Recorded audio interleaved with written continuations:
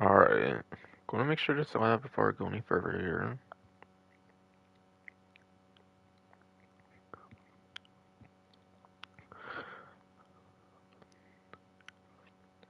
Alright, yes, it is saying it is live here, it looks like, for Tuesday, February 24th, 2026.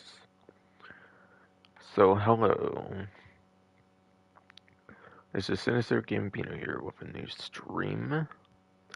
And this stream, I'm going to be going over the event week for this week from very early Thursday, whatever as per usual. Whatever in Grand Theft Auto Online. Saturday once again, getting to kind of pretty late though on like Tuesday. Last time I've been Wednesday. Last time might have been Wednesday though. I completely forget honestly, but yeah. So I have an elephant in the room to kind of address here. First of all, apparently my last stream got age restricted apparently, and I had to stream on private for some time too. So it happened during that. I know it wasn't like public, and nobody like reported that particular instance of it or anything. But it's very interesting. To be fair, I was like on a big rant basically when it comes to fucking when it comes to what I was saying. I mean, try not to use that word anymore, or otherwise I risk getting age restricted again, I guess. I did also kind of notice like a cyber stalker of mine was like on a leak video of mine or something again or something though. So I don't know if that had anything to do with anything or like what. I think that was like as I was recording it too, I think. Like literally in the making of it. So I don't know if like somebody can get mad, report your stuff or something, like it like puts a flag on your channel and everything should be like age restricted from a certain point on or like what.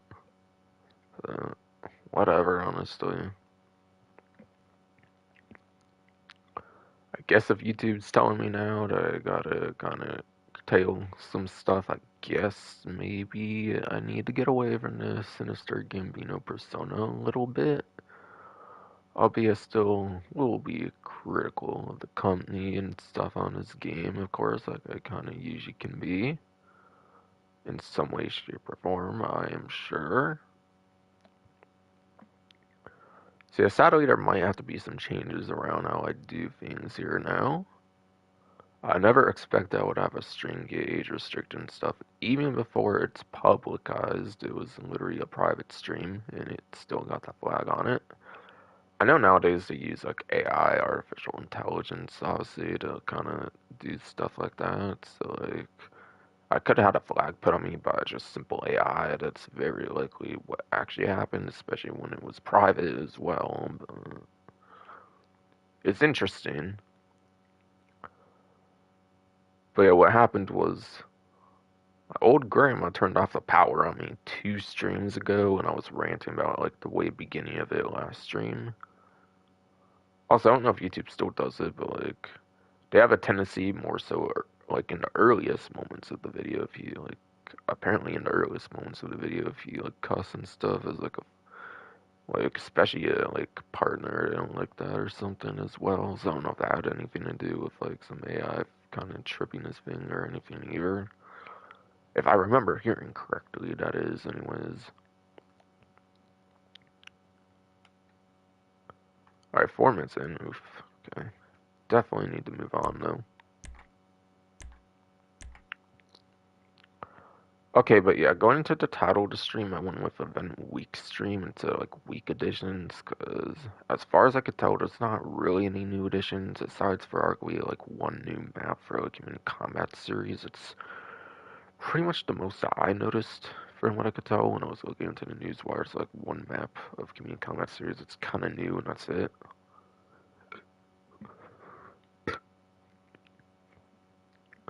So unfortunately, there's really not much in terms of like new content, if there's even anything at all.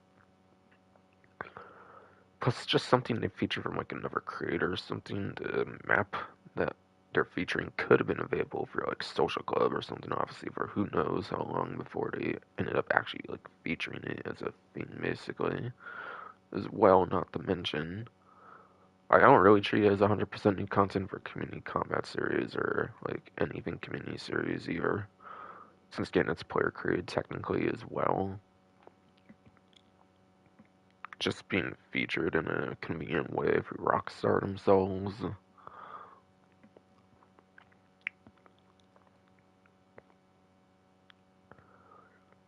But yeah.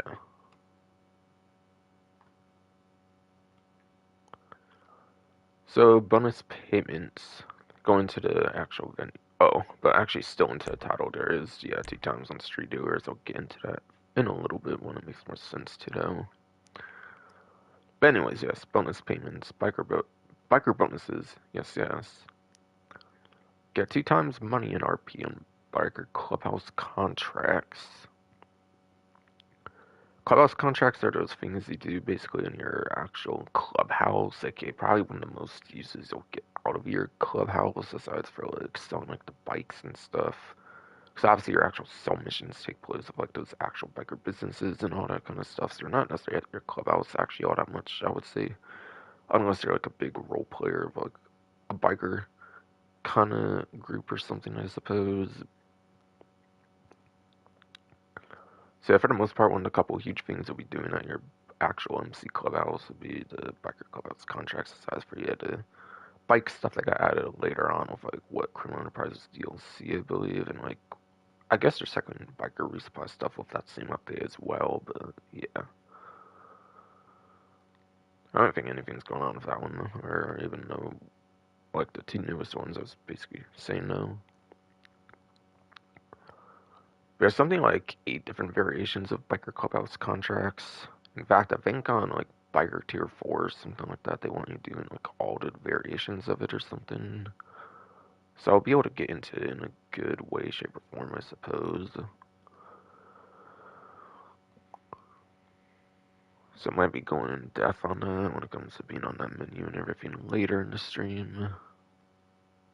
But they are actually pretty decent moneymaker, I'm pretty sure as well. And they actually don't go on 2 times that frequent either, I believe. So whenever they do go on 2 times, they're pretty nice to do, I would say.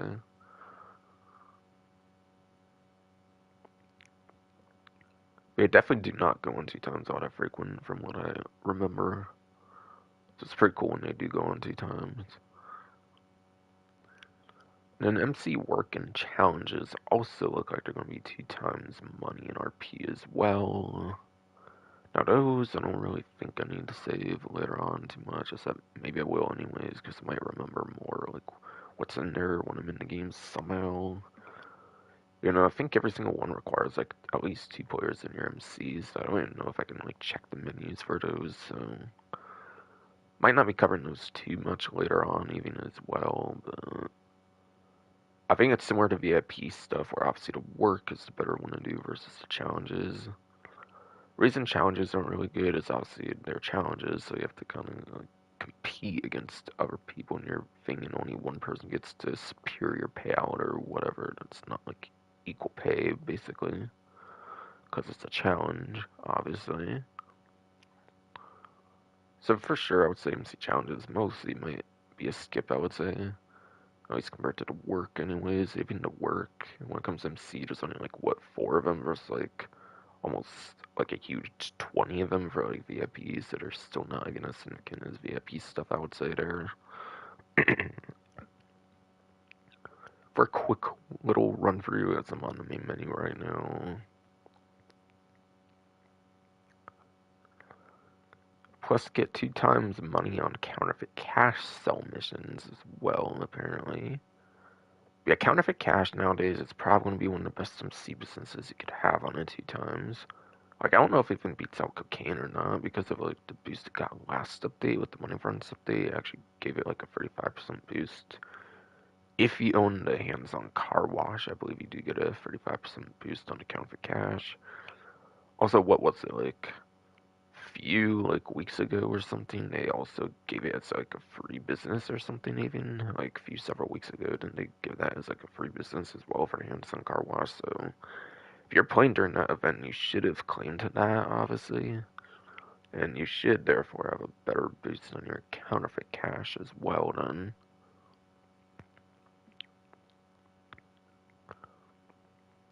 So if you're smart and you claimed that free hands-on car wash, obviously you would have a 35% boost on your counterfeit cash on top of like what it normally would be. I assume it includes your nightclub portion of it as well, at least when it comes to the 35% boost. Not too sure on the 2 times money, it just says counterfeit cash sell missions, which technically is speaking about the biker variation of it. Not the nightclub variation, that kind of came out like a couple years later.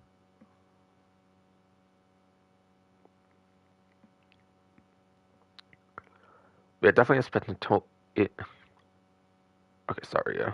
Fucking dry as throat. Being annoying right now, but yeah. Um. So yeah, I kind of got all spazzed up there or something. But yeah, 2 times GTA money on counterfeit cash sell missions. Definitely has potential to be the best spiker like business that could be on a 2 times with the boost they got in the last DLC and being above the weed. That also got a boost of 35%. It was above it back then, so I believe it's better than it nowadays as well. Since they did both receive the same 35% boost with like again hands-on car washing and smoke on the water for the case of that. Hanger was boosted as well, but like 5 or 10% or something like that, I believe, for like Higgins, by the way, for the other like business of the last update. But on a side note, but yeah.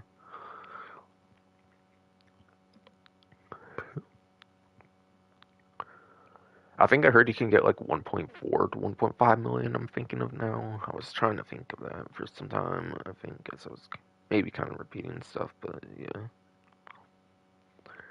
I think you can get like 1.4, 1.5 million up to for your kind of a cash sell missions. I'm pretty sure at least. I think that's the amount. If you have like high demand bonus as well, I think of like 25 plus players or whatever requirement. Because I think each player is like 2% for like a high demand bonus. I think as of Colonel Enterprises DLC. So yeah, if you do it correct, you can make some pretty good money. If you're willing to take like a risk on that.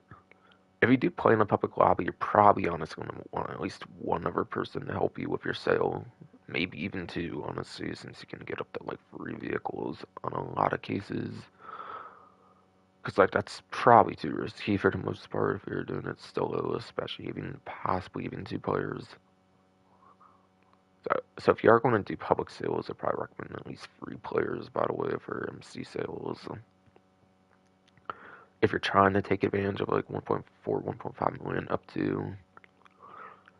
Otherwise, if you sell it solo, obviously it's going to be 2 times as good regardless, so it's still going to be pretty fine, I would say, for the most part, even if you don't do that. You probably still make around $1 million anyways, I'm guessing, like up to like on a solo sale on the 2 times, assuming you have the count, like assuming yes, you have the hands-on car wash, all that kind of stuff I was mentioning earlier.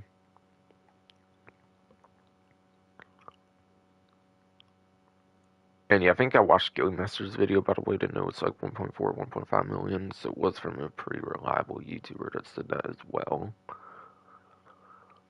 Pretty sure is where I got my information from. On the bottom left, it says select a visit your MC Clubhouse or Maze Bank foreclosures. Get started. Okay, makes sense. And then, yeah, into 2 times money for street dealers more now. From what I remember hearing about the street dealers, it's usually better to actually sell to businesses straight up versus like selling the product. 2 times could at least help for your other businesses that aren't like counterfeit cash, though, I would say at least.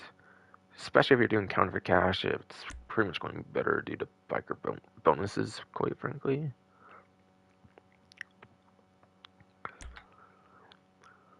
But yeah, street dealers, I would definitely say, are only going to be good for anything that's not on 2 times as a sale, like counterfeit cash, obviously. That's not counterfeit cash, obviously. That's obviously.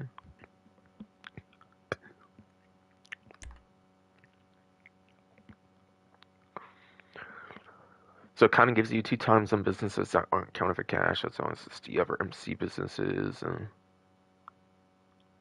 Bunker and acid, I think, are also included as well. Yeah, bunker and acid, yeah, I think are the other types. Or at least they're included when it comes to stash houses. They actually might not be included when it comes to street dealers. Or at least bunker, I think, isn't actually. Acid, I think, is included, I think, actually, for street dealers, though, for sure. Yeah, 100% acid is a street dealer thing, because I think it was in GTA Chinatown Wars, and I think it is in this as well, 100%. 100%.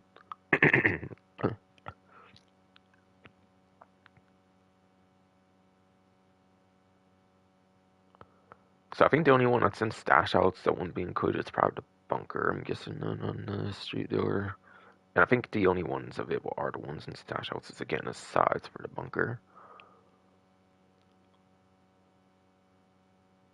So yeah, any of your ever four biker businesses and acid, it could be kind of worth doing for the street dealers. I guess this event being at 2 times after all. If you're too lazy to sell to businesses for any reason at all. Acid maybe not though, since you usually get only like one sell vehicle for that, and it's pretty easy to do if you play it correctly, of course. Albeit this can still be problematic in free mode lobbies, I'm sure as well, depending like the player you're up against and stuff. As a possible griefer or something. But yeah, on the bottom left it says select the join free mode. Makes sense. It's a free mode, like kind of random event kind of thing, or whatever the hell, or whatever. I mean, YouTube, and then free times rewards. Yes, continued free times rewards on Lunar New Year's Sun races apparently.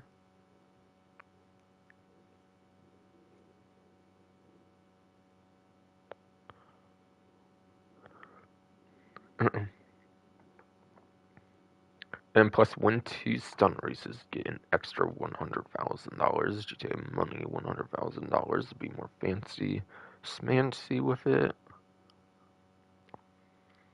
I think it's just continuing from last week. Obviously, it introduced the one new race of the Sonora, like the Sonora Bash or like Derby, whatever the fuck it was. Whatever it was called. Shit, I suck my third time now. It's like already. Part of it's because of a super dry throat now. Actually, though, with my body for stomach hernia stuff that happens anymore. But yeah, so sorry about that. If I was like one there, YouTube, but it kind of happens, I guess. But I mean, I guess it keeps a little bit with the persona as well.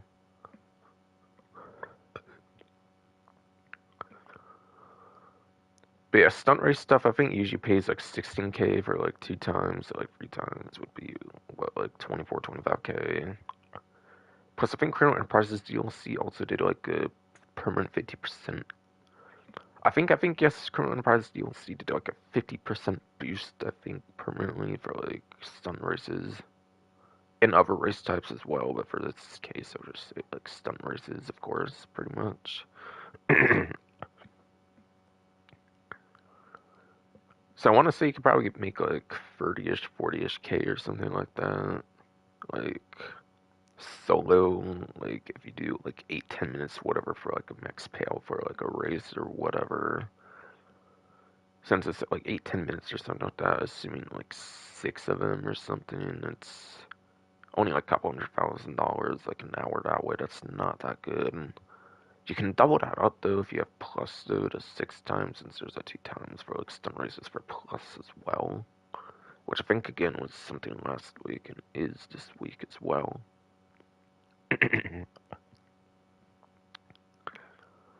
So you could probably even make like a few $100,000 if you do it that way for plus, which actually is pretty decent considering you could do it solo like that and everything, like I was kind of mentioning. So I'd only recommend doing it that way if you have plus, I suppose. But yeah, obviously you're going to want to race against other players for your huge payouts and hope you especially get in the podium like top 3, and if not, obviously top 2 or even top 1 to get your actual good payouts, basically. Like, it's obviously going to be very random if you do good or not. Obviously, you can never tell what players are going to match up against beforehand, all that kind of stuff. Not get into that whole can of worms even further or anything.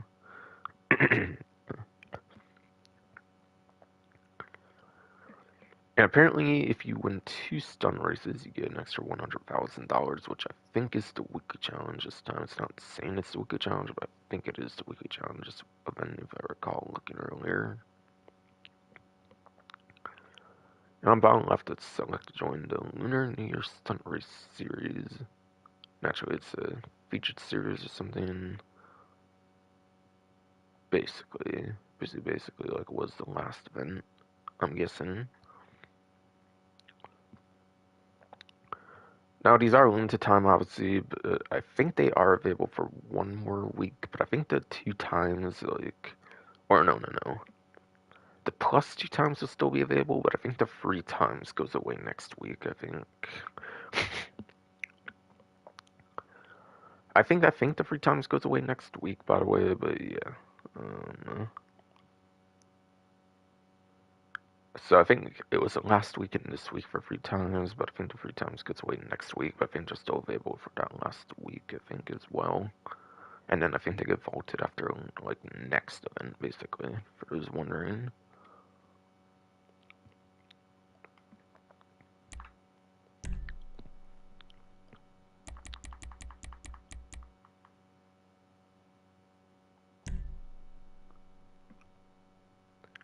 Yeah, I went over that, basically, when that first came out. Like, some other stuff that I accidentally forgot about till last time, but again, was good because power went out because somebody was being dumb, basically.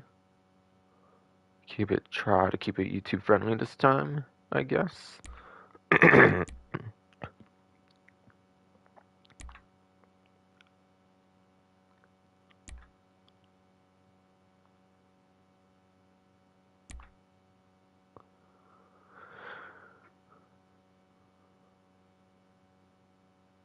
Yeah, I want to buy shark cards for some reason, even though I have, like, what, 10 million, and I'm not the worst. I kinda need more money. And there is a couple more things I want stuff for, basically, that aren't like the other 2 mansions that I hopefully will want to get at some point for a possible final update, assuming 6 actually comes out November 19, 2026, actually. Yeah.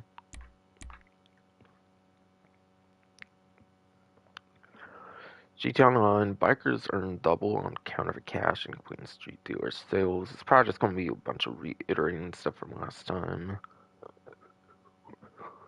But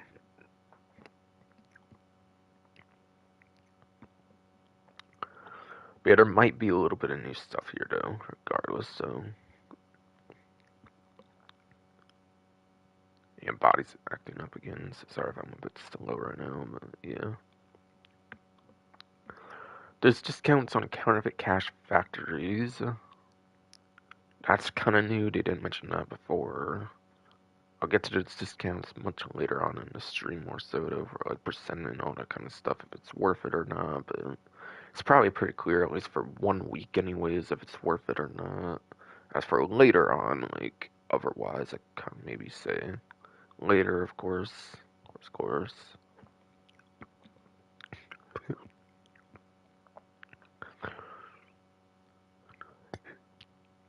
And I think the rest of that paragraph was all already mentioned, basically, as well. Like, after that, though. After that, though.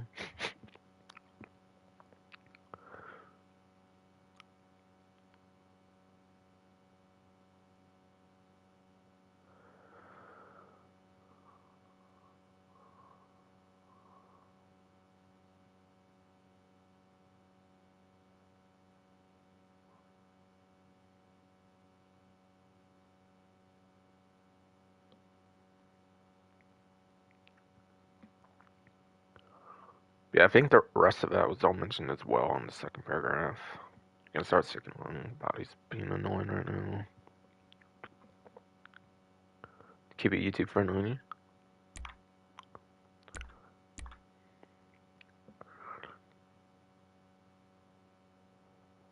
So it's basically nothing new, it looks like. It's basically just more flavor text for something that was already there, basically. At least the other one mentioned it was discount stuff. This one's like literally mentioning nothing new, though.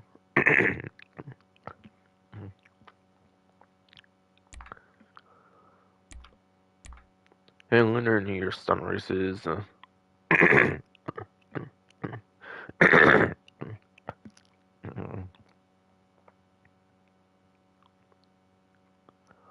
Alright, so the New Year the Horse one, I guess, is just Nord Derby for the official name, not Bash. If I was ever Bash or Derby, but yeah, it turns out it was my second one, I think I said there, which is Derby. This Nord Derby, whatever. Plays very similarly to the ones they released like the year before with Agent Sabotage DLC, basically, so it's not that different compared to your usual ones you would be used to from the last year, by the way, if if you have not played it for some reason.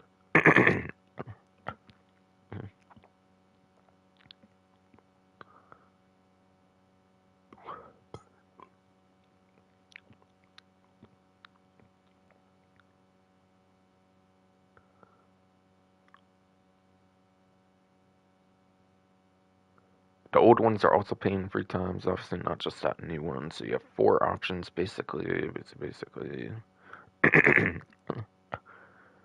so that's for the next 2 weeks, which could suggest it might actually go into next week. But I think it was also basically just a repeat from like last week. So I assume it means the last week and this week for the next 2 weeks. I think it means the last week and this week because like it might just be a repost from last week. I'm guessing.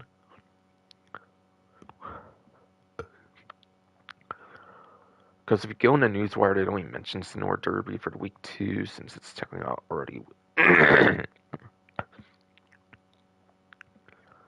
if you go into the latest newswire, they only mention the Snore Derby by name, I think, on that one, since obviously it's already like a week past, and it's no longer like the new thing anymore, basically. Since it released it last week. So that would suggest to me it means last week and this week, but I think it is available like for no times on the like the next week. I think there will be no times on it, but I think it will still be available next week even. But I would probably play it this week if you have not played it at all and you have any interest in playing this Nord Derby or like any return ones really. Really though. Make it most worth your time after all. After all.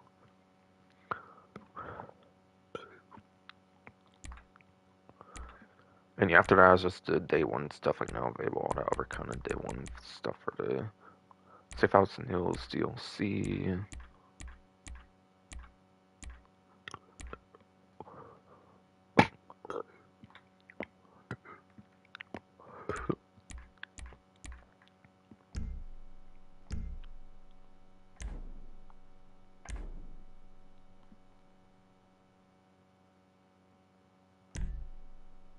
Alright, so into story mode for my invite only lobby, obviously.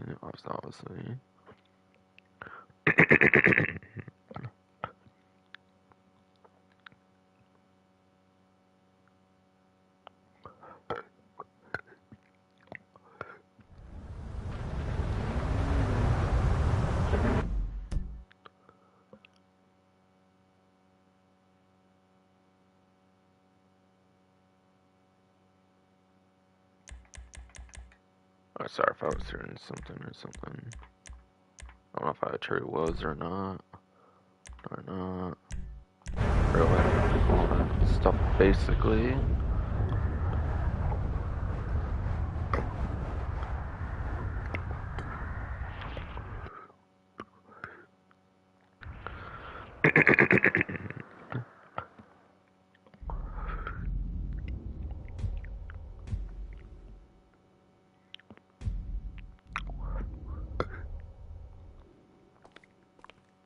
The Los Santos lights are bright tonight, Daddy.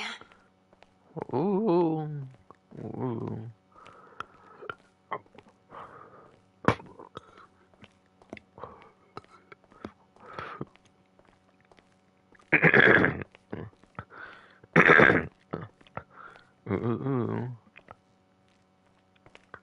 Better not get more suggestive than that, though, or otherwise I risk being age restricted again. What's I up, bet, Daddy? though. Man, that sounds hot, though. Be as absolutely tame as possible there, I guess. So, yes. Leave it with me, Daddy. Oh, you know I will.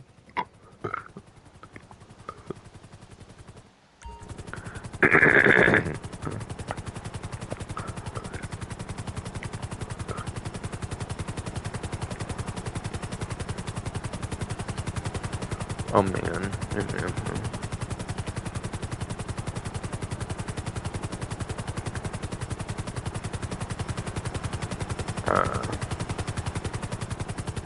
want to say something much better on that, or something of the, or something, but no, I risk being age restricted now apparently again, or something, something though.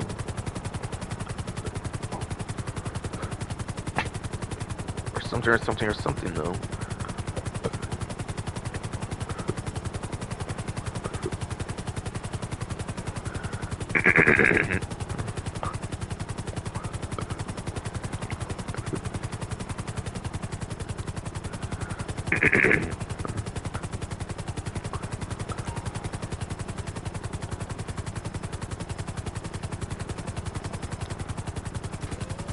I will say I don't really get the big deal about 18 plus when it comes to YouTube.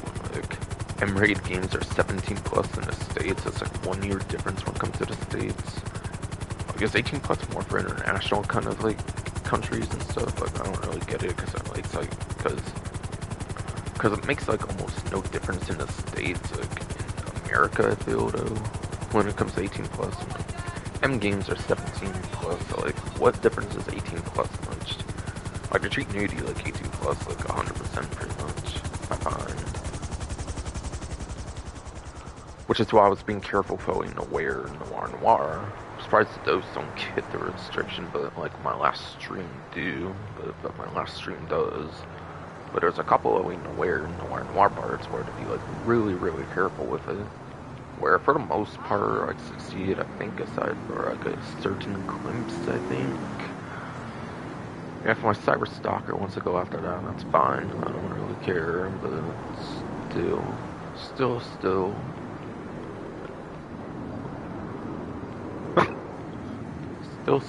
still though.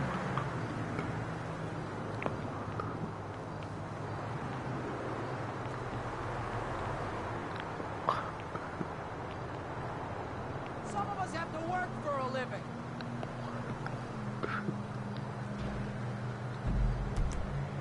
Yeah.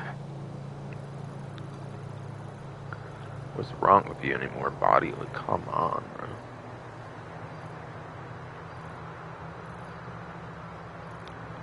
Yeah, when I make you here, you should go over to time trial stuff. That's also what I do now.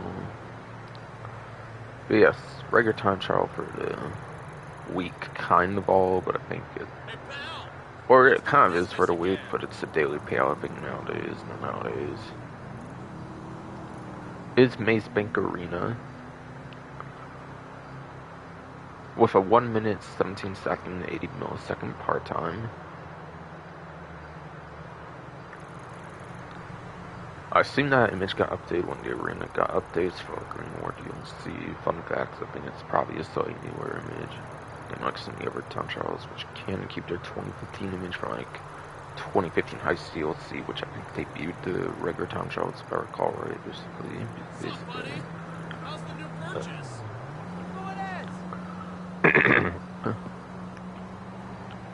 So I think Maze Bank Arena goes somewhere up to like here, like something like that, basically.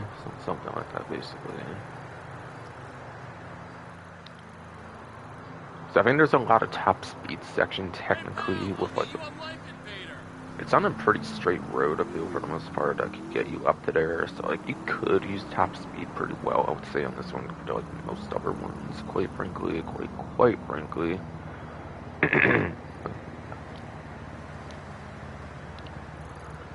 But obviously, otherwise, if you don't trust top speed too much, you could just use your traditional like lap time options, and it could maybe work pretty fine as well. So yeah, I would recommend using the best motorcycles that you have access to, or if not, then your best access supercars or your best access sport cars, obviously.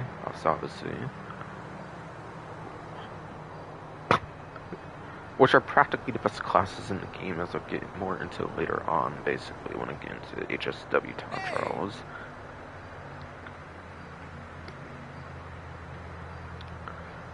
So yes, using your best your best motorcycles, followed by supercars or sport cars, if it would be the best options to go. Basically, ever trying to like get through the time trial as convenient as possible. Basically, those are the classes you pretty much stick to most times.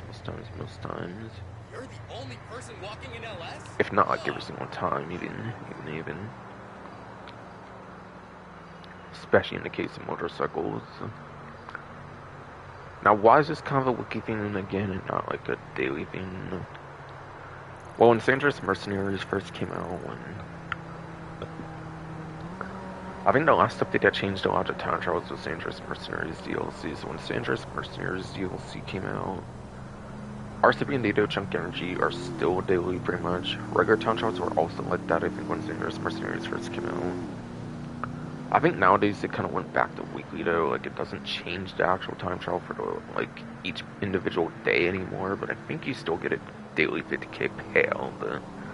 But yes, I still want to say you still get a daily 50k payout basically nowadays though. So while it is available 7 days a week, I believe it is a daily 50k payout. Just to be 100% clear, I think how they changed it up compared to ours, Bandito and Chunk Energy time trials basically nowadays.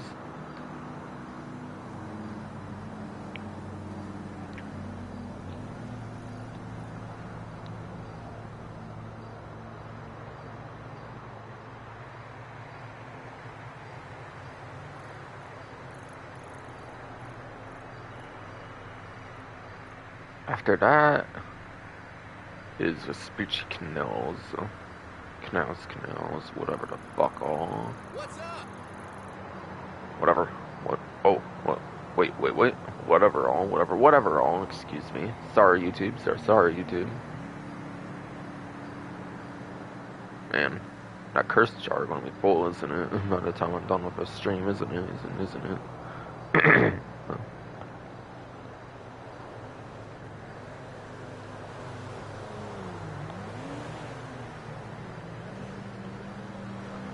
But yeah, part-time is 1 minute 53 seconds exactly, apparently, on that one.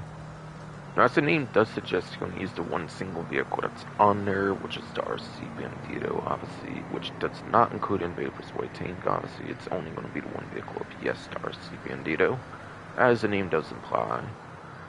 So, in terms of vehicle advice, there really isn't any vehicle advice since you only use one vehicle. Instead, it's all about how you do those turns and corners, I find. So if you don't do turns and corners pretty well, obviously you just hold like triangle, like Y on Xbox, whatever key it is on PC to redo it, basically. And keep trying until you get it, basically, is what I would say is pretty much most effective, I would say. is what I would say would be most effective, basically.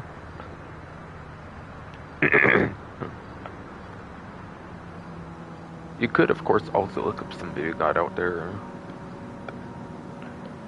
You could also, yes, look up some kind of video guide out there as well, obviously though.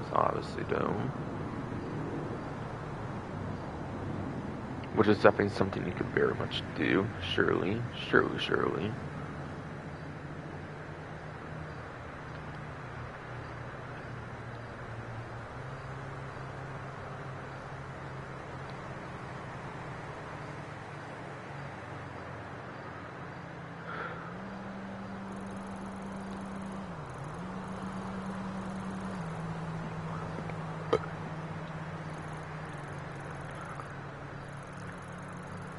So I would definitely say learn turns, corners, or like watch video guide basically.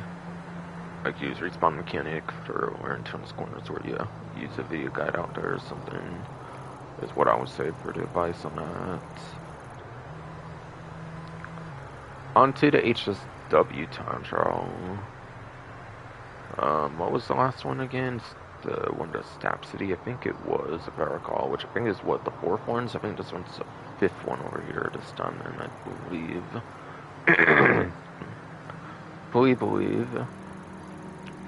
which apparently will also be week 5 as well, of like the current vehicle I'm using, the Vapid FNJ Mark 5. Basically.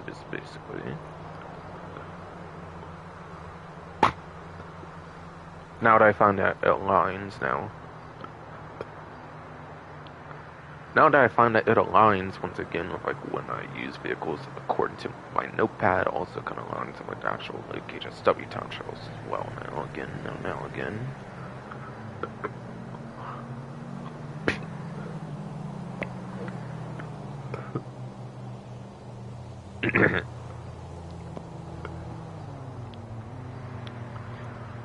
But yes, this one is HSW run alternates. Again, I believe it's the 5th of the 8 HSW time trials in the game.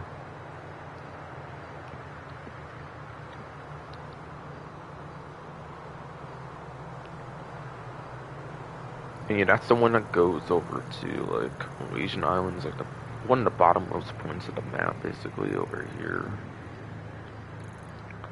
Like, yes, technically there's this, and like especially the airport that kind of goes below even further. But it's one of the lowest. It's technically one of the lowest points of the map. That's not like C, obviously. I would say it. One of the couple like lowest or something.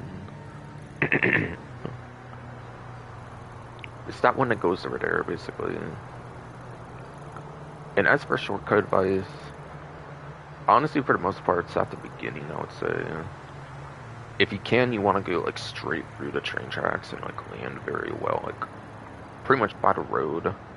It's a pretty tough shortcut to do.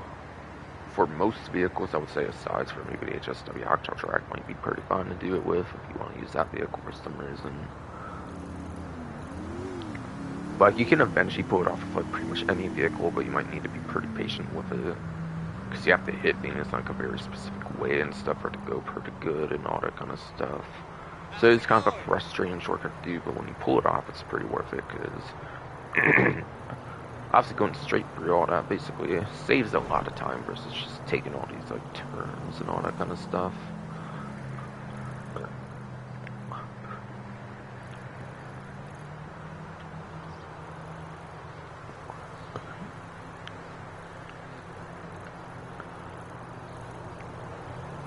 You could arguably use the train track as well. You could arguably also use the train tracks as well, I suppose. Especially if you're using HSW Hotshot Drag, especially yes, if you are using HSW Hotshot Drag.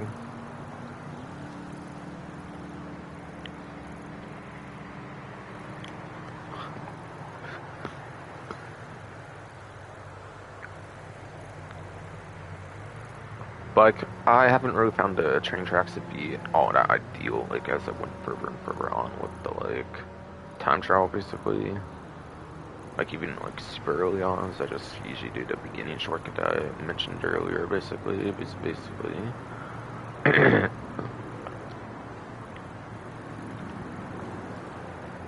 But yeah, eventually you'll get over to, like, here, and the GPS route can get kind of wonky, though. You will basically get over here, and eventually GPS route can get kind of wonky, but I think you basically just want to go all the way to the right, and then you obviously want to do that, like, turn over to the highway, like, over here, I believe is what you want to do, basically. If the GPS route gets finicky, just remember that, basically, and you should be pretty fine. To know you're basically going the right way. After that, you basically just stay on the highway, go on the bridge, and obviously just turn where you're meant to go and everything from there, basically. I would say.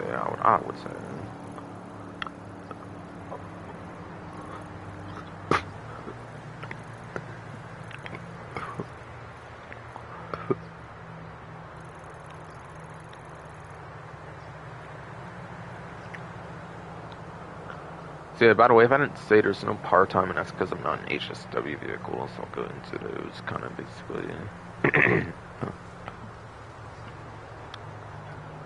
So there's technically a grand total of 29 HSW vehicles in the game, albeit I think you only use 28 of the 29 in the HSW town show, since there's weaponized Ignis with the weapon on it. I guess they blacklisted basically.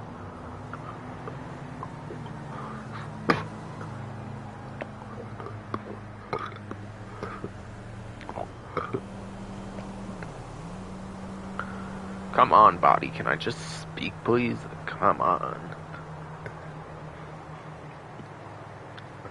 Whole body would beat me down so bad for some reason right now.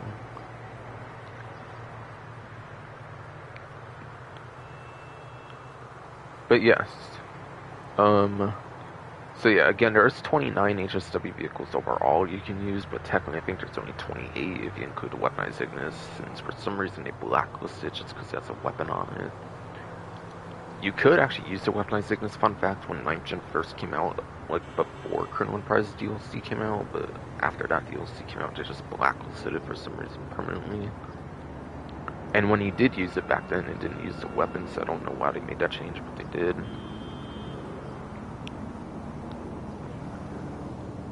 And then I think Italian GTO Stinger TT as well as the like Bravado Buffalo EVX have slick mines, but you have to take them off if you're going to use it for those. But if you consider those, I guess there's like anywhere from like 26, 29 HSW vehicles you can use in the game. 2, you can kind of get around, like work around. 1, you just pretty much cannot use unless you used it in like the early days of 9th Gen, basically. Which thankfully I did, because it was a fun experience with the weapons Ignis back then.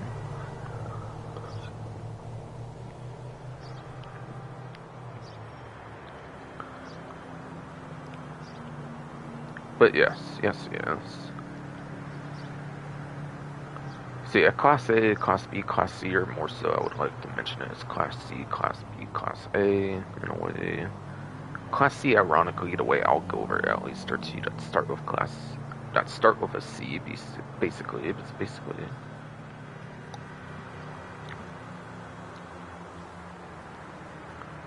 Being compacts and coupes. Compacts only has actually 1 HSW vehicle in the whole game, which is the Bruce RA HSW.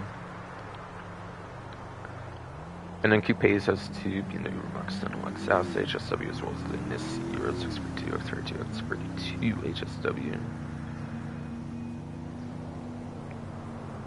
So those 3 make up Class C, which isn't a lot of them, but yeah, those are Class C, I guess, basically. For a subclass within a subclass of HSW, obviously.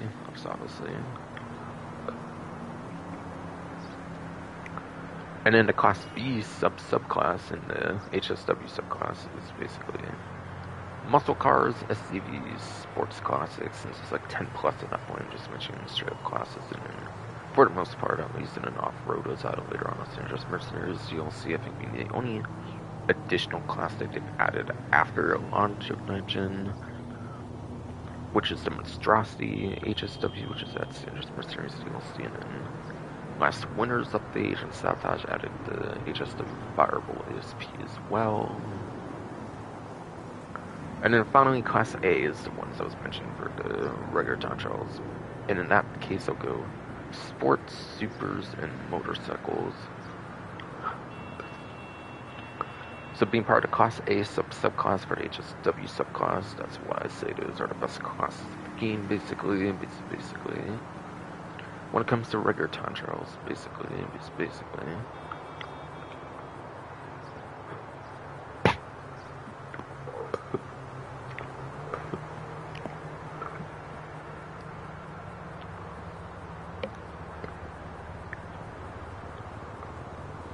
So yeah, that's the advice there, all basically.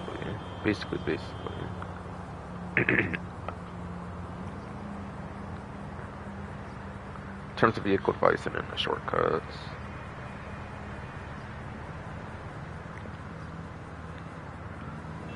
I think with all that information, I would be pretty much good. And then I guess I'll go in more details with the 2 newest options, which is the FMJ, Vapid FMJ Mark V, I'll be using that later in the stream, assuming it works loud enough for that, obviously, and everything.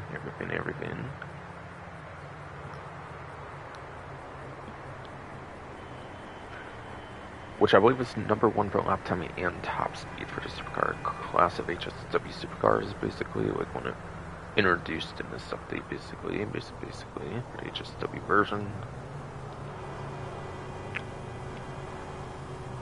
In particular. And then the other newest one, aka the newest one technically, is the P-Fister Straw, which is sadly second place to lap time and third place top speed for the Sports Classics class, so it's not all that great of one for the newest one of the Straw.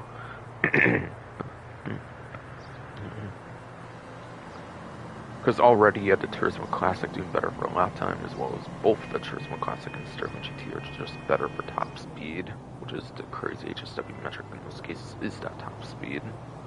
Even. So sadly the Straw wasn't necessarily not good, but the new FMJ Mark V is very much pretty top tier, I would say, nowadays. Being top of supercar for both metrics, of course. So I think I pretty much mentioned anything I wanted to on the HSW time trial, I believe, finally.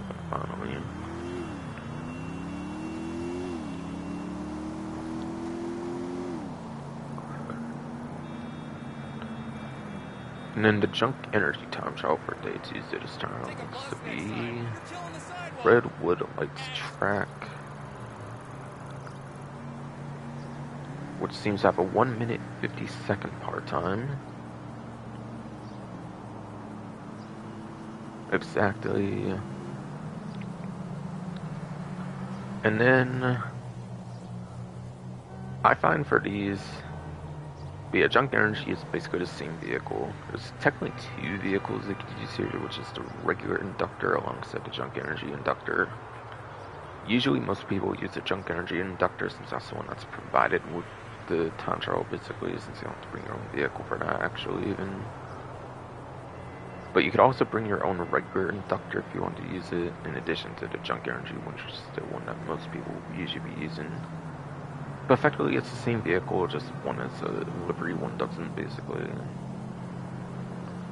So basically, there's only one vehicle to use after RCB and Tito time trial, basically. So no, you cannot use 2013 bicycles like the BMX or race bikes. You cannot use any of the ones from like OG day one of the game for like bicycles. Only the new 2023 bicycle you can use, which again is inductor, junk energy inductor. So as long as you don't fall off of it, go where you need to go. As long as yes, you do not fall off of it, go where you need to go, maximizing the cruise boost. Then you should have no problem being it, I would say. And if not, then look up a video. If not, then look up a video guide, I would say. If you don't think you can like not fall off, go where you need to go, maximize on the cruise boost feature. Since yes, they do have a cruise boost on them. They do yes have a cruise boost on them.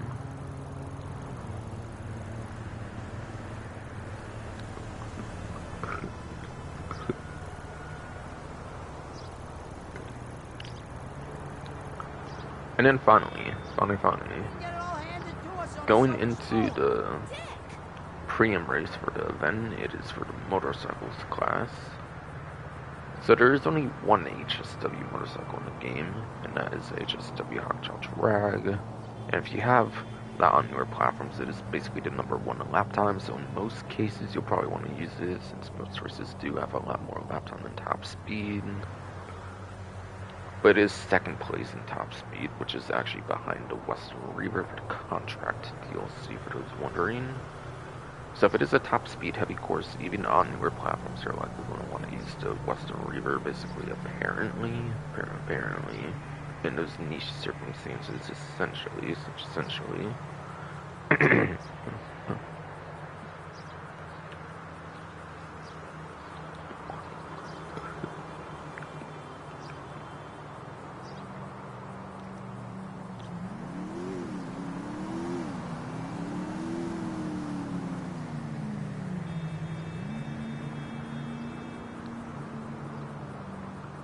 And then I think goes to the Western Power Surge. I think it's basically the best lap time if you do not have HSWs, so that would basically be the best one for a lap time. As well as acceleration, I think since it's still an electric motorcycle in the game, it'd basically be the best one for acceleration when it comes to Western Power Surge, regardless of your platform. It's probably the best one for acceleration because of the Power Surge being the only electric motorcycle in the game.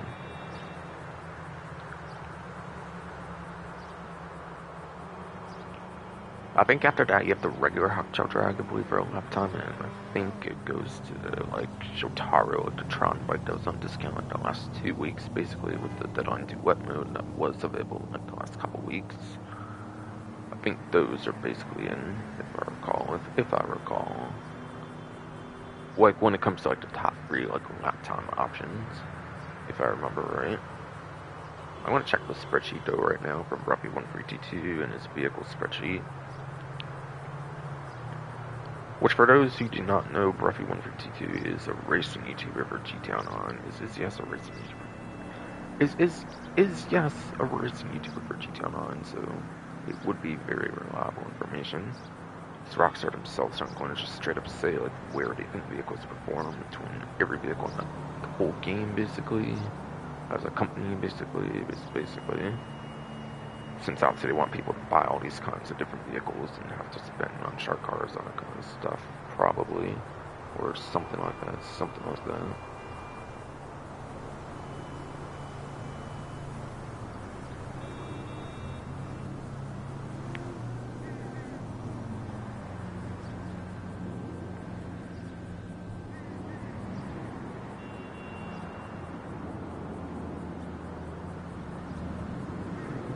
Well, great.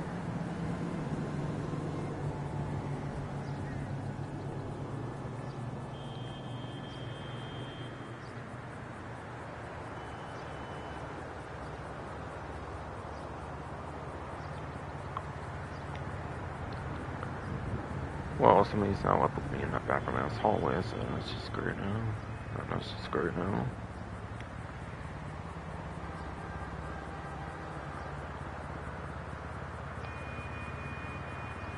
But yeah, what's going on? Just spreadsheet for that information.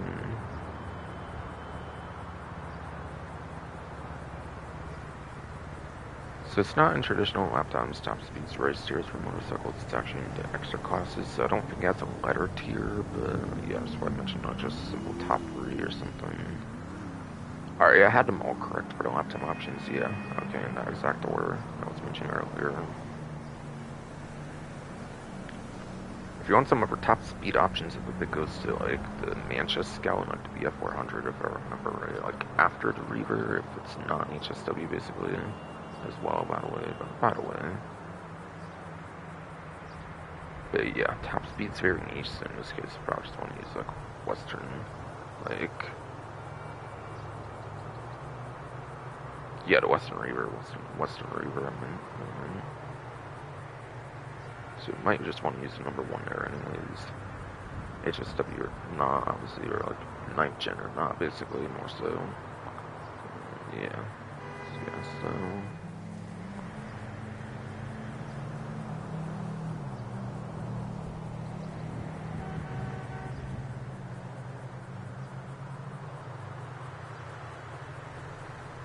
Alright, yeah, Manchester Scout and BF400 are the best top times that aren't like the are the best top speeds. I mean, best top speeds. I mean, that aren't the Western Reaver. They're on those legacy platforms. Yes, yeah. Even I want to take a car now that I've seen you walking around. So I think I mentioned everything basically for the most part. Now, most motorcycles in the game, by the way, you want to do backwards on the stick as if you're doing like a wheelie for that best possible speed. Nightblade into drags, I think you want to do like forward on the stick as if you're doing a stoppie.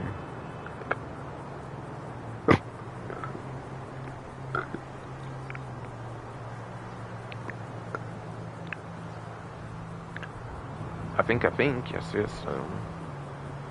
Nightblade into like hotshot drags, the HSW one and non-HSW want to use like forward on the stick like you're doing a stoppie, I think. Power Surge and the Shotaro, I think you'd do either like forward or backward on the stick, I believe. If I remember right, for like which ones want like what direction on the stick, best possible speed. It kind of depends on the motorcycle, but most of them are pretty much the same. Most of them are wheelies, but there are those exceptions I could mention. Basically, it's basically.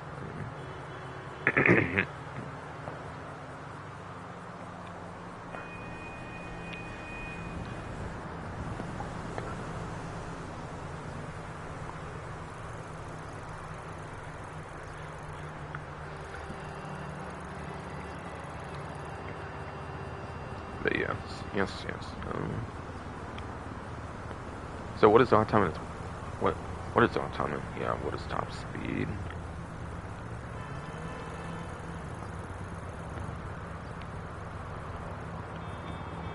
Yeah, lap time. Turns corners in the city, basically.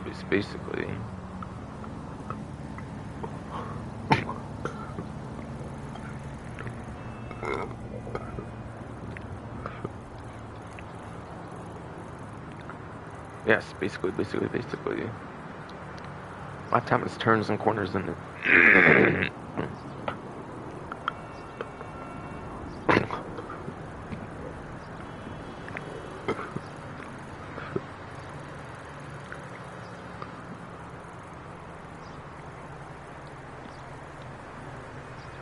Come on, you dumb fucking offbeat.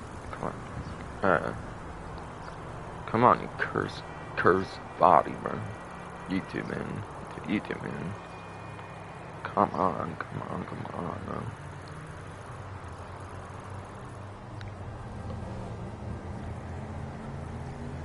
But yes, so. Alright, so lap times, yes, it's turns, corners in the city. Sorry about my body's just not cooperating today. Which most races will be lap time dependent, since most of the like map is that kind of stuff. Whereas top speeds are like your real life situations where they're highways where you are doing top speeds in like cars and stuff. Airport runways. And then your airstrips. Which technically includes the Top of Hills one, but like I don't assume it would be used on for like Rocks Creed one. This just came out last year, Vision Safehouse, and they don't really make like traditional land races anymore.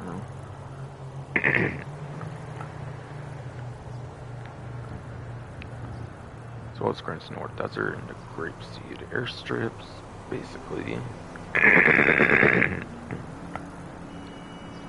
As well, yes, the Grants North Desert and the Grapeseed airstrips. Yes.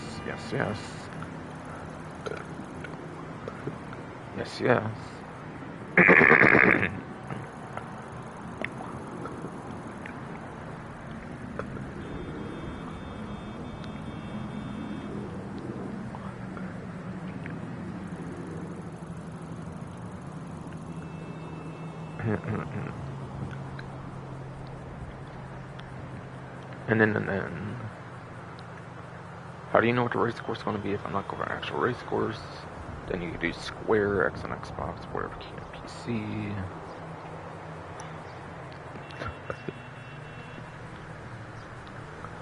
Then, yes, you can do Square X on Xbox, whatever key on PC to do start job. Physical Corona, if you're there, you can do right on D-pad, relative to Corona on the map. With your actual character on it. And then there's quick job for the phone as well.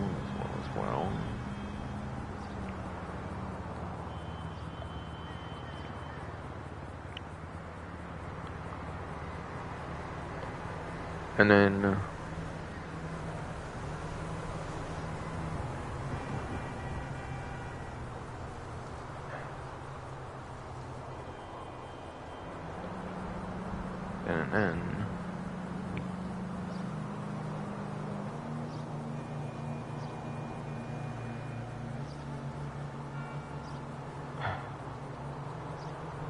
would be nice if I could not have somebody in my way every time and like do something that's like, okay.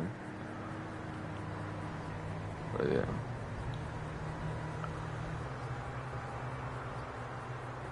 We're going into the actual race style, yeah.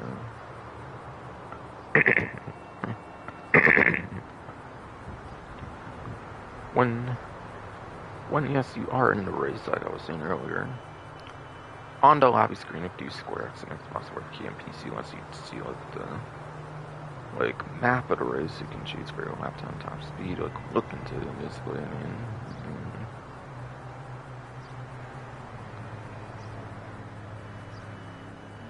and you can also do when you choose a vehicle as well, as in where if you remember like a vehicle, you might get more of an idea of like lap time, top speed. I'm guessing why you get to do that there. I'm guessing.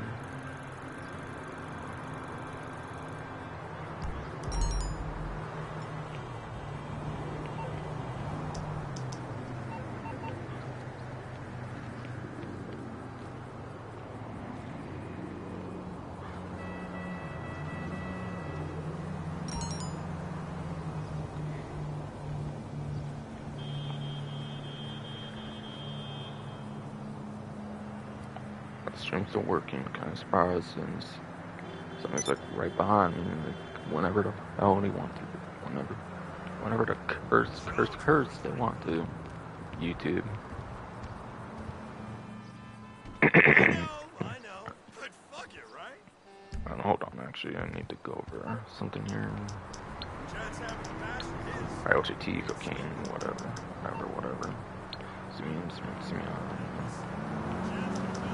Yeah, this vehicle list apparently. What's Taurus board for day Tuesday here?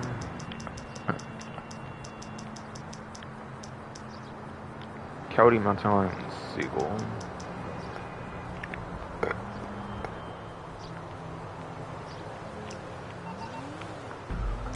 Coyote would be like the Grand Snore Desert kind of areas, basically like the sandy shores, like Polita Bay, all that kind of stuff, like the desert areas, I believe on those.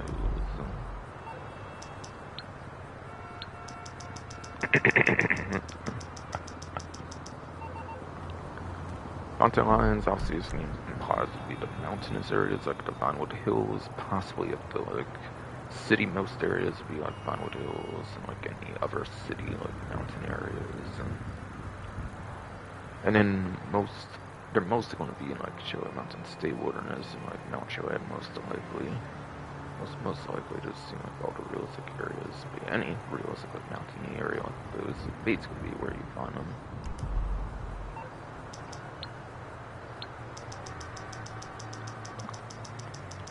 And yeah, last but not least is Seagull, which those you'll find around like water, obviously, for those kind of birds. Like dock areas, like the Vespucci Beach. It's like water areas around the city mostly, I would say. For those, there's for those. Basically being an aquatic kind of bird.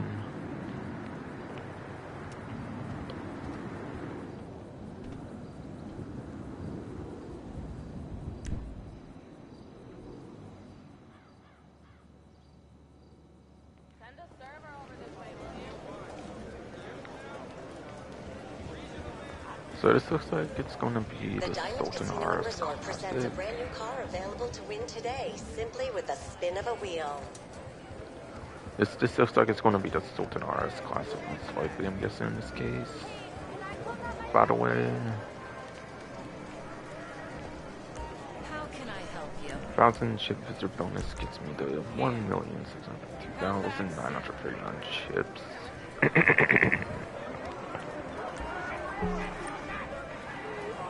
Ready to fill that void in your soul for a moment? Shop for the hottest new fashions at the casino store.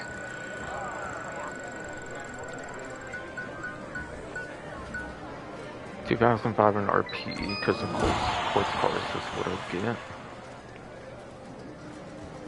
Woo, inches towards 963 now. Okay then.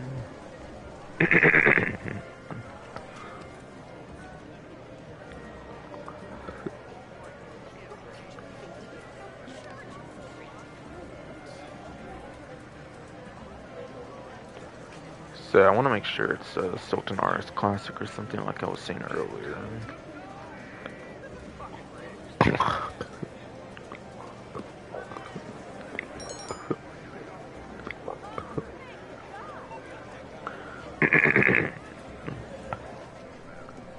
Money trees account for cash, obviously. Account for cash. Obviously.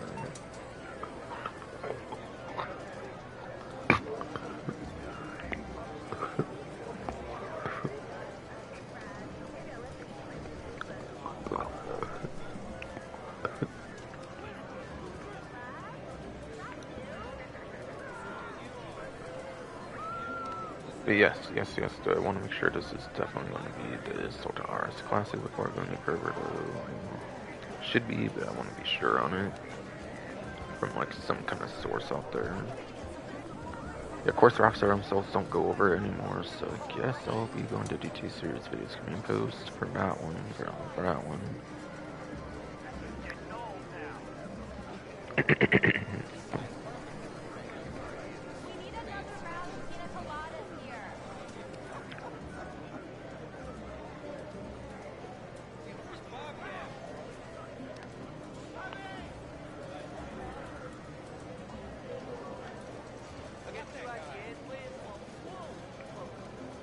Alright, yes, the Sultan RS Classic, I thought so.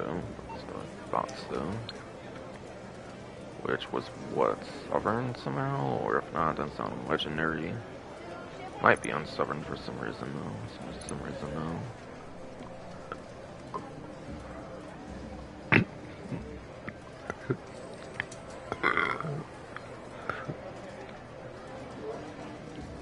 Roberto.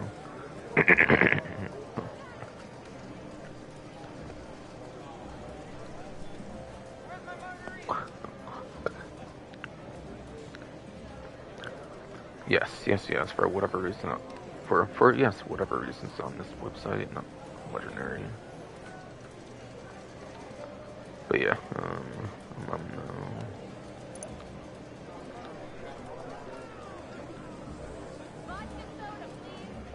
Yeah, Motor Preview had some discounts, of course.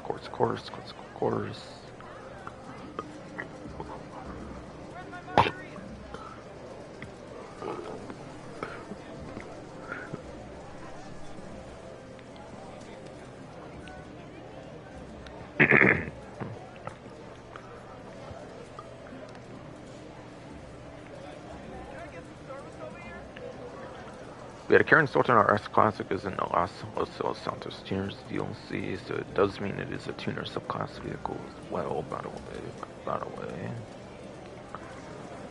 And on a trade price, it is a vehicle for $1,341,750. It will be more expensive if you do not have the trade price, so the savings you could get are technically even greater on this vehicle if you do not have a trade price.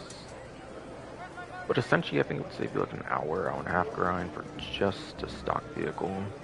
Might be more like hour and a half to 2 hour grind if you have to buy it now price instead. Whatever that would end up being, of course.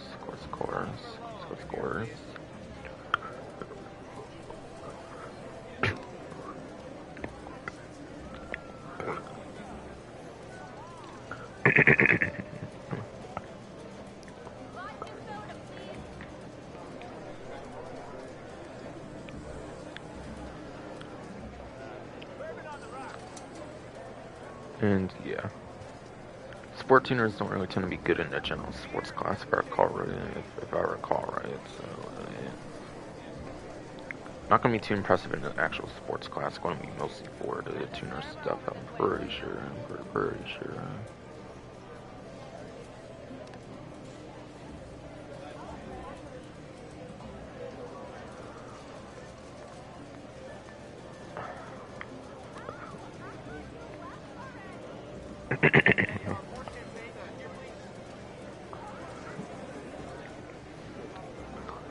But yes. For those for some reason curious about the sports performance, it is at the top of the E tier, it looks like, for Rebel 152's vehicle spreadsheet, giving it a 30th place off time as well as a 75th place top speed. So very much below average for the class for top speed, and then it is above average for the class for lap time. Out of like the 117 sports cars in the game. Out of yes, like the 117 sports cars that exist in the whole game.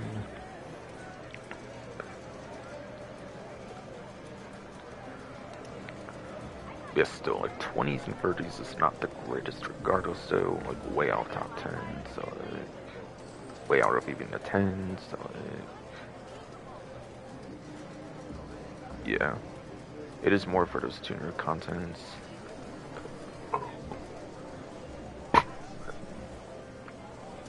It is more for those tuners contents.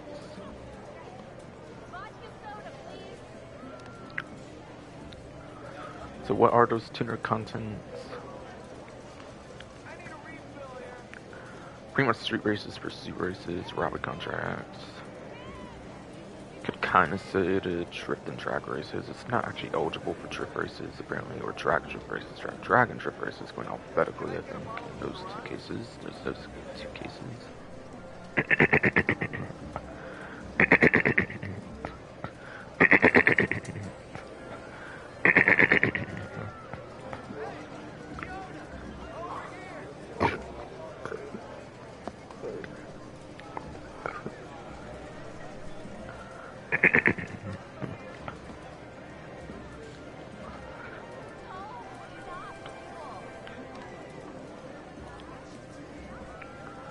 But yes, so.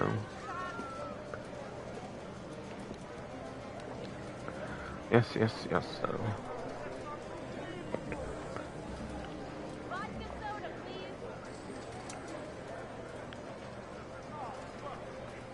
So how does it do in this, like, pursuit races, street races, robbery contracts, like the drag and drift races?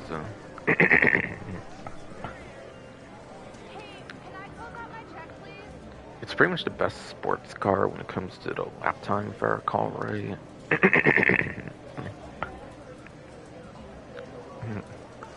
Or I think it was until the GSR wide body came out. I think actually the GSR wide body is actually the best one now, I think. But yeah, it's like second place still, which is still very, very good. Still very good for a lap time. It's like second place, and so at first place now with the GSR wide body. I'm pretty sure, pretty sure.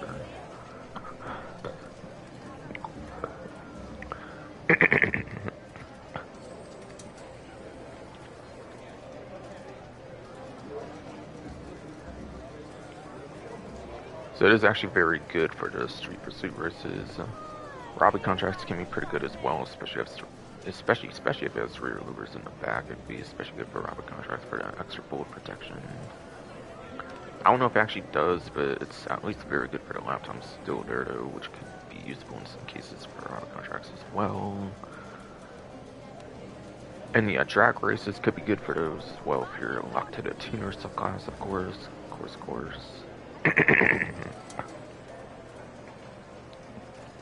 And it's not actually eligible for drift races. So all around, it's a very good tuner subclass vehicle. And also, by the way, for the for the trade price, it's tied to rank 5, 10, 15, 20, 25, 30, 45, 40, 45, 50, 55, 60, 65, 70, 75. One of those 15 like ranks every 5 ranks. So like 75 is the trade price. One of them will be the Sultaris Classic.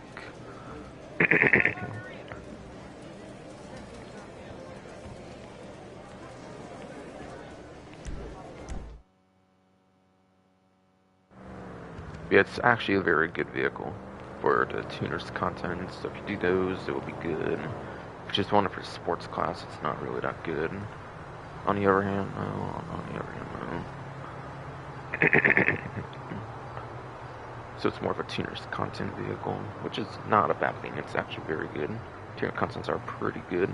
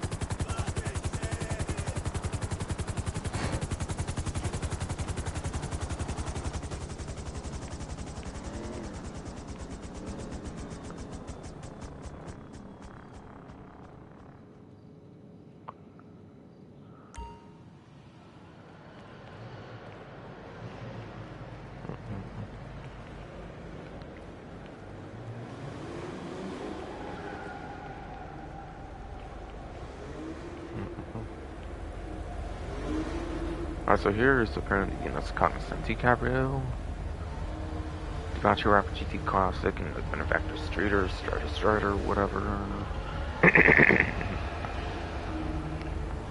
Cognoscenti Cabrio is a day one vehicle, September 17, 2013. The other two are DLCs for online exclusive DLCs as well, like 2017 and maybe 2018 Rapid GT Classic, unless that's like Smuggler's Run or something, I forget.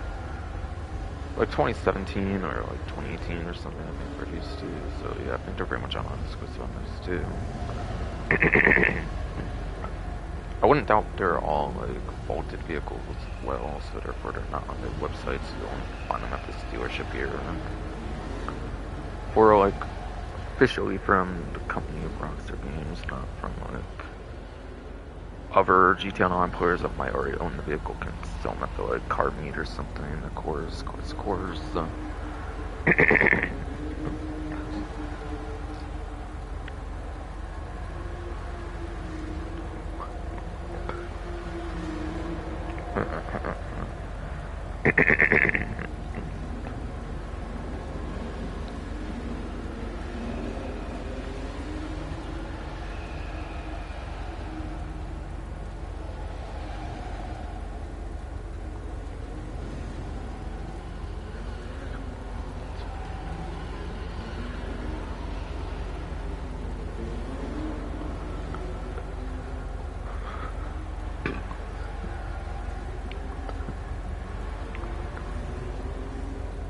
Oh yeah, they are all in fact vaulted for this particular dealership at least.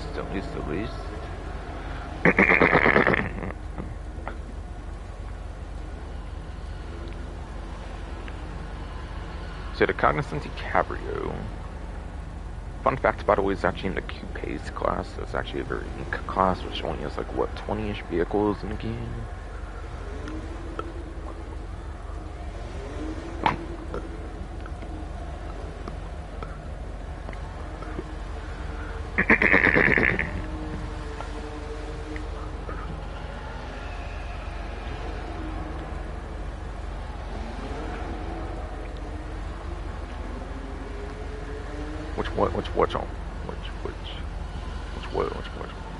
What though?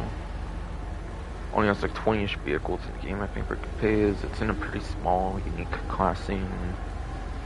It could still perform kind of good nowadays then, since it's in a smaller class for all I know.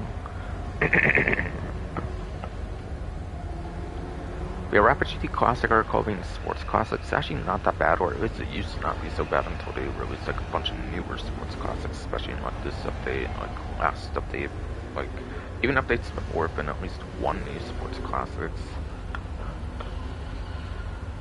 I think this update's actually been pretty crazy for sports classics. There's the Astral, obviously, along with the HSW upgrade, and obviously the last week's full release, more so the Itali Classic, of course.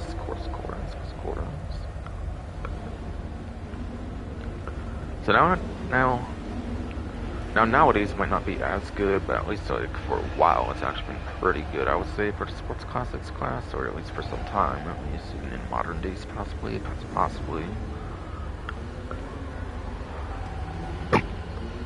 So I found it to be kind of a strange one. I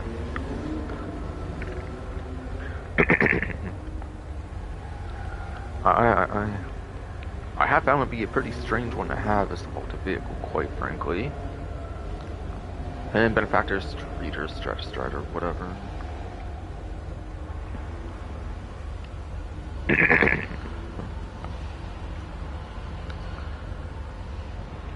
Is actually in the sports class, not the SUVs class.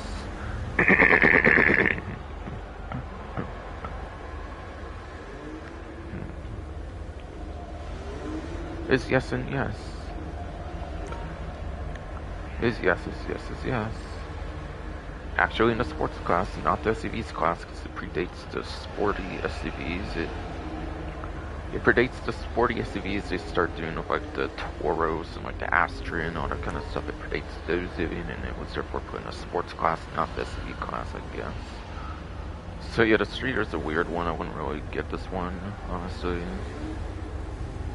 I think the other two are honestly better options than the Street or Star Strider if you're just purely looking for performance. The other two are definitely more there for performance than the Street or Star Strider with the class misallocation of the sports classes and it's SUV in the sports class effectively, so like it's not that good there really though.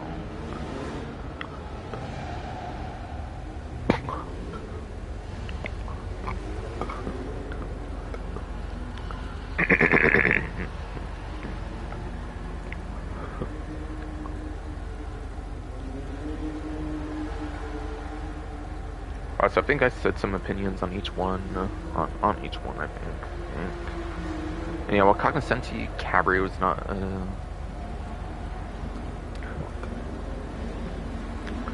while Cognoscenti Cabrio itself is not a like, retro nostalgia vehicle, Cognoscenti does appear in GTA 4 episodes of Liberty City, so it is kind of retro nostalgia for the Cognoscenti part of its name, at least.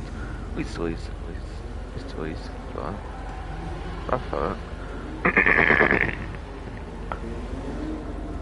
Or curse, I meant to say.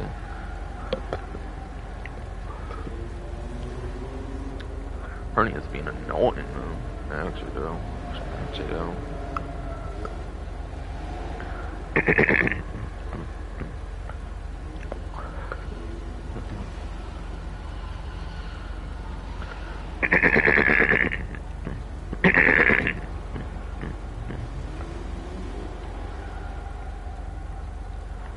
But anyways, into the vaulted vehicle list.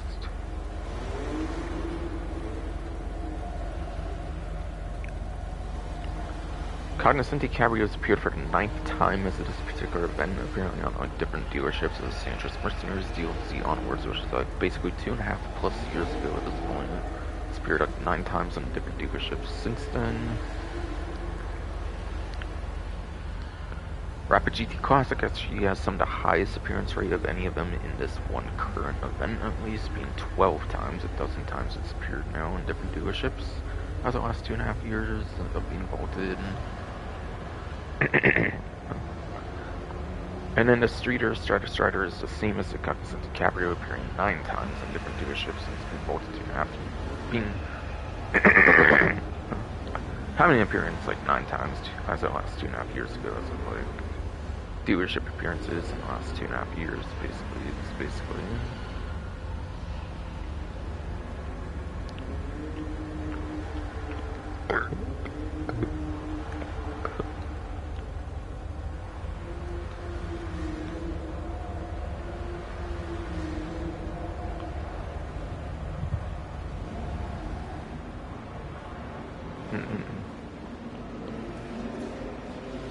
And after that, it's the Grotti Stinger GT.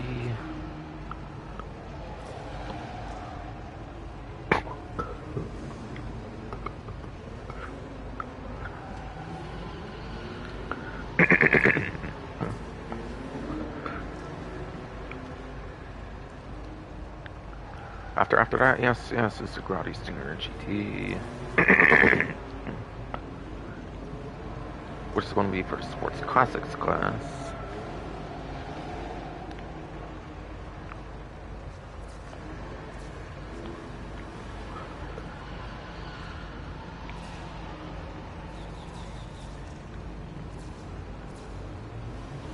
So going back into lap times, top speeds, and race tiers on a vaulted vehicle, since it's definitely not a vaulted vehicle, it's definitely not a vaulted vehicle, since prize rides are usually always vehicles available on the vehicle website. I don't see this as being an exception, obviously, so it should be on the website then, on the website then.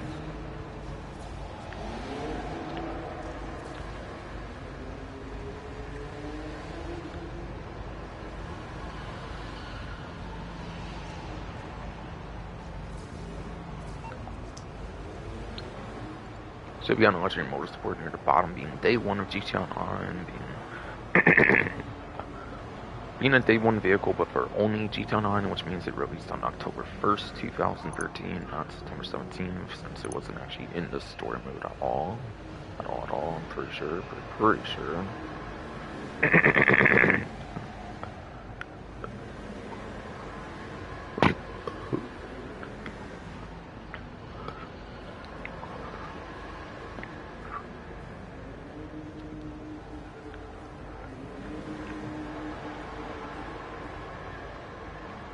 But yes.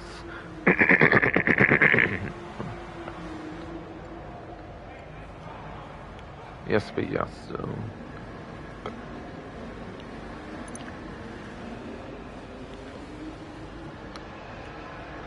Roddy Stinger GT though. No.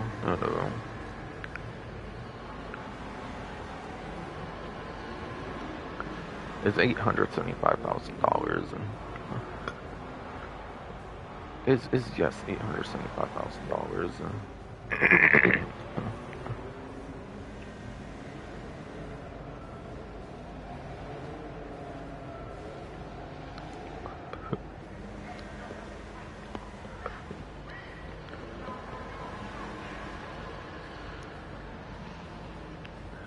It does also apparently have missile lock-on jammer available as well.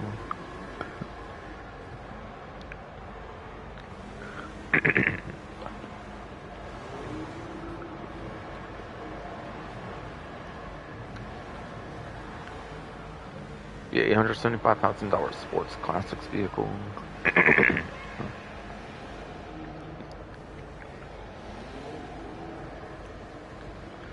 $875,000 sports classics vehicle. Yes.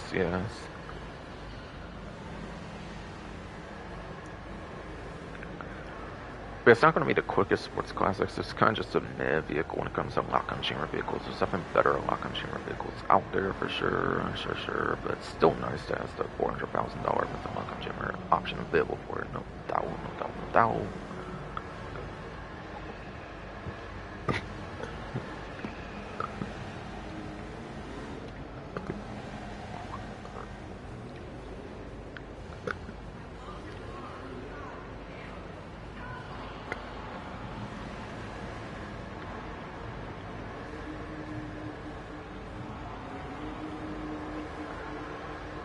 But yes.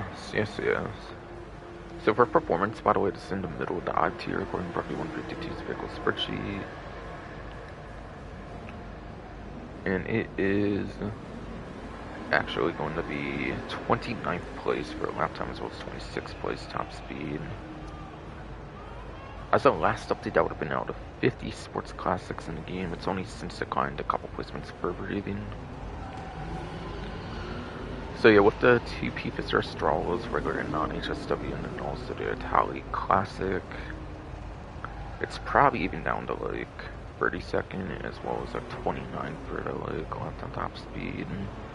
And obviously you can go like get rid of 2 of those numbers, or 3 of them I guess now with HSW technically.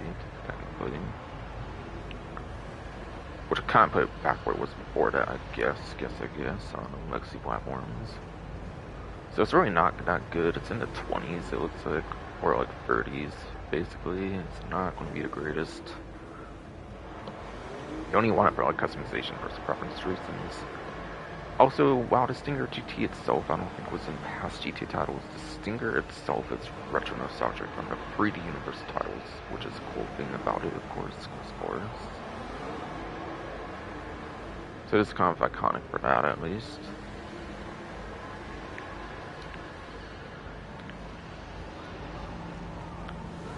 But not as good on the... And I actually meant to go over this first. Of course, my body for some current stuff be messing me up still hard now. But it's placed top 4 apparently. So yeah, pursuit races and street races I know are the only 2 that like for sure count. 4-player like pursuit races, you could do the minimum amount and it would be a guaranteed entry. Anything past the initial 4 players though would obviously be requiring some kind of luck, obviously, then assuming all 5 people are actually like racing, or 5+ people are actually like racing, not being idle or something. And street races, you could very much do 2 free and 4 clear on the street races, and you could pretty much get a guaranteed entry for a challenge, or the guaranteed entry for a challenge. You only have to do it 1 time even, right? Yeah, okay, only 1 time, yeah. Okay. So while you have more placements that work than other recent ones, and like the recent couple I think it's only requiring like 1 instance of it, it's not as good of a vehicle, honestly. And yeah, you might be able to do free mode sprint races, I'm not sure.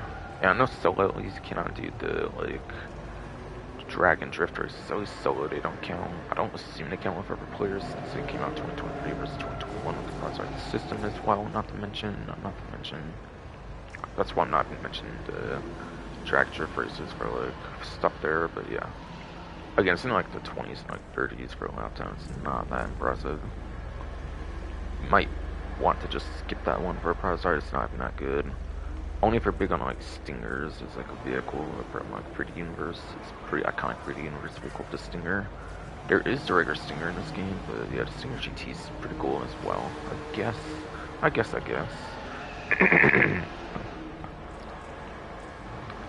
But it does have a lock-on jam around too. If you want to get all the lock-on jam around vehicles, then it's a good vehicle to buy them for sure. Or not buy it, but the like. You can buy it, but yeah, you can also like get it for your prize art challenge, which is just better, obviously. And then Wing Easy Rally, I think is like one of the best top speeds of the SV class with HSW variants, so it's definitely gonna be pretty good. I would say.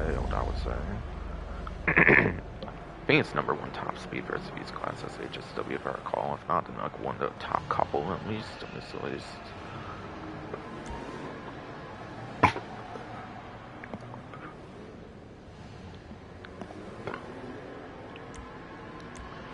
And as for that one, and it's like website status, it's on this list. Now, everything on the list is correct until we get to number 13, I think. Or at least mostly correct, at least, until we get to number 13, where it says the Sterling GT is not available. It's true it wasn't available for some time between Sanders mercenaries agents that sabotaged until yes, agents sabotaged. They actually brought it back, but they haven't reflected it on like the website description though. So on the website description, it hasn't been updated to reflect that it's available once again, but it is available as well. It's not vaulted at all nowadays. It's like the last year or so now. But yeah, according to this, some certain dangerous super autos for the Izzy Rally.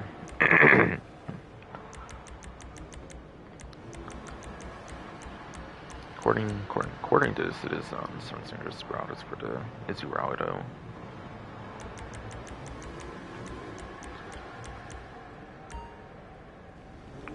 But if you're on a HSW eligible like platform, you can just do right on D-pad for that list though, and it should tell you where it is.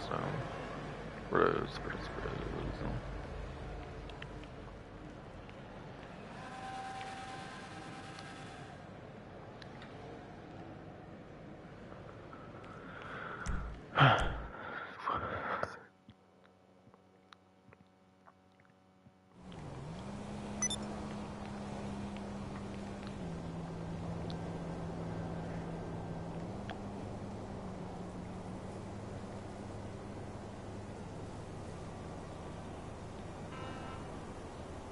Alright, stream's still working. Okay, cool.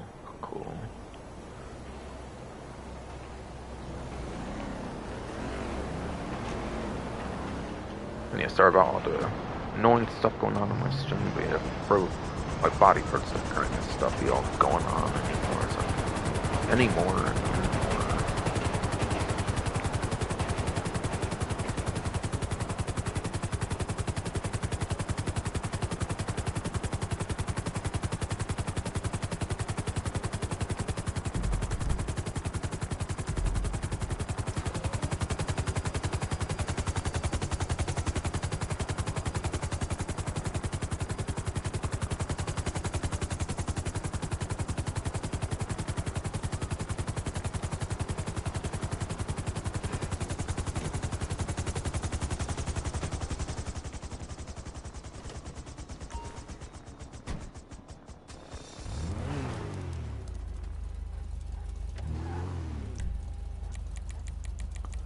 Export vehicle, I definitely want to get that.